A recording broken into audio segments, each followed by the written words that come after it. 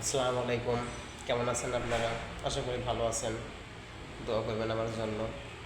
আমি ছোটোখাটো একটা টিকটক করি, ইউটিউবেও কিছু ভিডিও বানাই, শর্ট ভিডিও।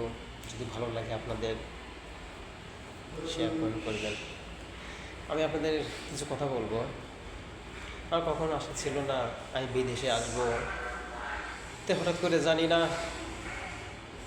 মনের ভিতরে কিছু অনুভব করলাম যে বিদেশ একবার যাব, 2-4 বছর থাকবো, একবারে বাড়িতে এসে কিছু করবো। নিজের লোক, নিজের ভাই এই কাজ করবে কখনো ভাবে নাই। আসলে 2 মাস আইছে এখানে, কি খাই না খাই খোঁজ খবরও নাই। খালি মাঝে মাঝে ফোন দিয়ে বলে যে কী অবস্থা, খাইছিস, এই বলবে কি শেষ।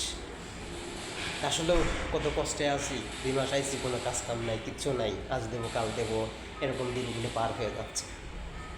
অনেক লোক আছে যেমন ঠিক মতন খাওয়াও নেই, 3 দিন শরীরে জ্বর, কিচ্ছু ভালো লাগে না, কিছু করতে ভালো লাগে না। এই যে কথাটা বলতেছি, আমার খুব ভিতর থেকে কষ্ট ফিল করতেছি। তো আপনারা দোয়া করবেন। আশা করি আপনারা নিজের লোক থেকে কখনো বাইরে আসবেন না, পরের কাছ থেকে আসবেন। পর কষ্ট দিলেও কষ্ট মনে হয় না।